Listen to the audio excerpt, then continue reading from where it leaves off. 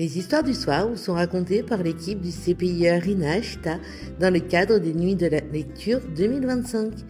Et cette année, le thème, c'est les patrimoines.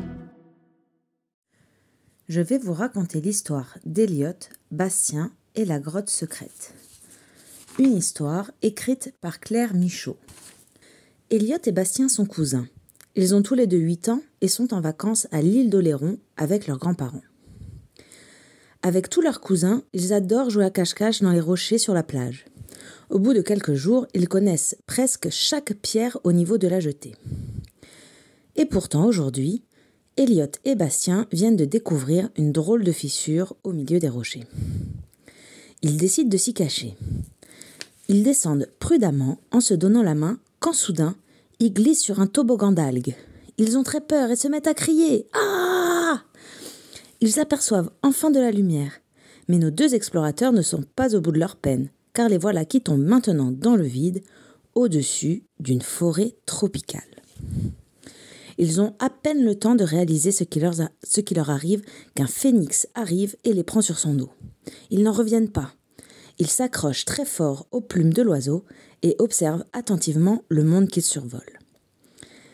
Il y a à la fois des créatures magiques et des dinosaures. Un rêve pour nos explorateurs. Des bébés tricératops jouent avec de petits dragons. Un troupeau de licornes grignote des fleurs arc-en-ciel. Un ours rose mange une pyramide d'oursons en chocolat. Un chien à lunettes fait la classe à des poissons en combinaison de terre et, au loin, des chauves-souris apprennent à voler. Mais voilà que King Kong se dresse soudain devant eux.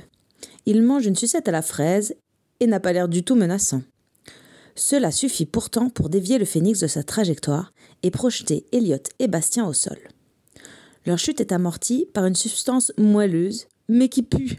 Un énorme tas de bouse de Triceratops. Burk. Il s'extrait du tas de bouse avec difficulté et commence à explorer les environs quand il découvre un village de fées constitué de maisons suspendues dans les arbres. Elle les mène aussitôt à la cascade magique afin qu'ils se lavent. Ils sentent vraiment beaucoup trop mauvais. Les fées leur proposent aussi un bon repas, constitué uniquement de friandises. Eliot et Bastien n'en font qu'une bouchée. Alors qu'ils essayent d'expliquer ce qui leur est arrivé, ils entendent soudain un appel au secours. « Au secours! Au secours !» Ils reconnaissent la voix de leur petite cousine Clémence. Elle a 5 ans, et comme elle adore les suivre partout, elle a dû tomber elle aussi dans la fissure. Les fées comprennent immédiatement ce qui se passe et envoient une licorne récupérer la petite coquine. Clémence atterrit sur son dos en poussant de grands cris. Elle crie encore au moment où la licorne se pose au sol en douceur. Eliot et Bastien courent vers elle et la prennent dans leurs bras pour la rassurer. Ils trouvent cet endroit génial et ont très envie d'explorer cette forêt en attendant que leurs grands-parents viennent les sauver. Grâce à l'aide des fées, les voilà bientôt juchés, tous les 3, sur le dos d'une fourmi géante, alors qu'une autre fourmi transporte des hamacs faits avec des feuilles.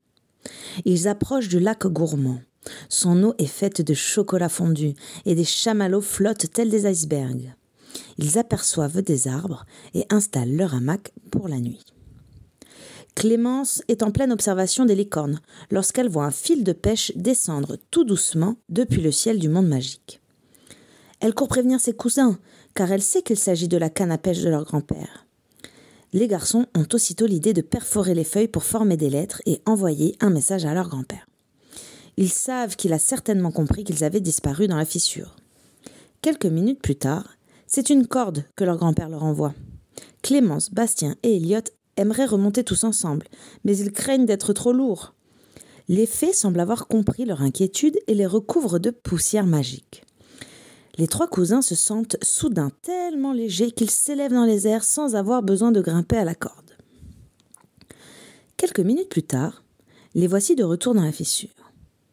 Leur grand-père les attend et s'étonne. « Mais vous braillez beaucoup pour des enfants qui se sont endormis à l'ombre des rochers. » Clémence, Bastien et Eliot n'en reviennent pas. Endormis ? À l'ombre des rochers ? Ils sont pourtant certains de ne pas avoir rêvé.